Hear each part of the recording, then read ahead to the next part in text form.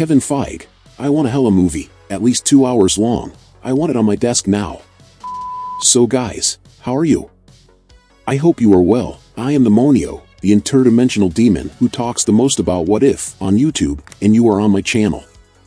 This is one of the What If episodes with the coolest story, which would have the most potential to become a movie, which is about Hela and what would happen if she found the 10 rings, and the episode not only expands the mythology of Asgard, as it shows all the wasted potential of the character Hela. But the Monio, where's Thor in this episode? Why does Hela have the hammer? How can she hold Thor's hammer? Thor does not appear in this episode because he was most likely not even born yet, as the episode takes place at a time when Hela fought alongside Odin, before being banished. Mjolnir is with Hela, because it is a weapon much older than Thor, and it probably belonged to Hela before it was his. She can lift Mjolnir, because at that time, the hammer did not yet have any restraint enchantment, so anyone could lift it, as well as Stormbreaker, which can be lifted by anyone, including Thanos.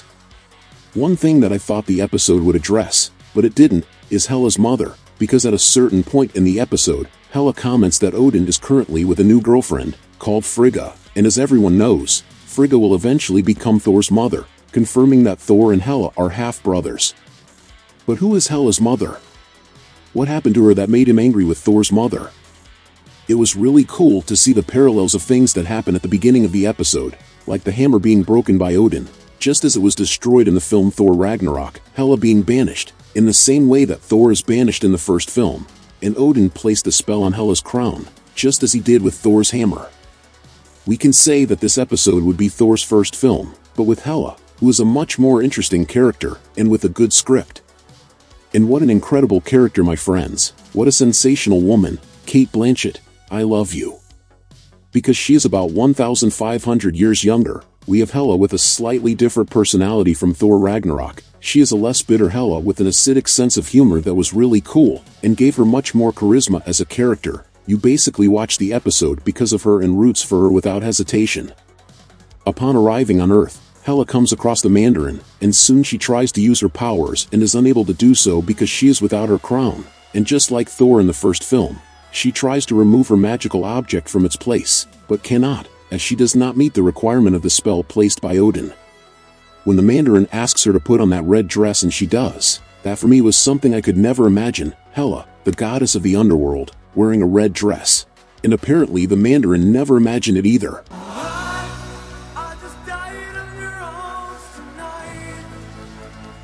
And yes, the Mandarin wanted a girlfriend, since he is attracted to strong women, and I admit that I found it a little strange, the possibility of the two of them as a couple. It's quite unusual, but later I started to like it. But I think the coolest thing about the episode is finally understanding Hela's motivations, and understanding that she is much more a result of the context in which she was born, than an actually bad character, since as she says in the episode, she was created to be the perfect weapon for Odin, and when Odin discards her, it is quite understandable that she turned evil. It was all because of her thirst for revenge for Odin, which lasted over 1,000 years. One of the scenes with the greatest emotional impact in the episode is when Hela discovers that dominating the cosmos was just something her father wanted, because what she really wanted was freedom. This is the moment when the character's entire purpose is given new meaning, and she realizes that she has to change. But as we get to know the character more deeply in this episode, we come to believe more that in this context her change is completely possible, and this change happens gradually in a very subtle way, as she adapts to the situations. The ending when Hela faces Odin was really memorable, with excellent action scenes, which include flaming knives, and a lot of martial arts choreography, really cool. In the ending, when Hela finally becomes merciful, and returns to using her dam, it was pretty predictable, but still, very satisfying. A curious thing is that when I saw Hela in animation, I didn't think she looked very much like Cate Blanchett. In fact, I think she looked like Eva Green, especially when she tied her hair up. I could only see Eva Green, but it was obviously based on Cate, who was doing voice work in the episode. I really loved the episode. Perhaps the only negative point I can point out was Hela's change, which was very abrupt, but not because the episode didn't know how to work with it. On the contrary, the episode tried to show this transition in the most gradual way possible.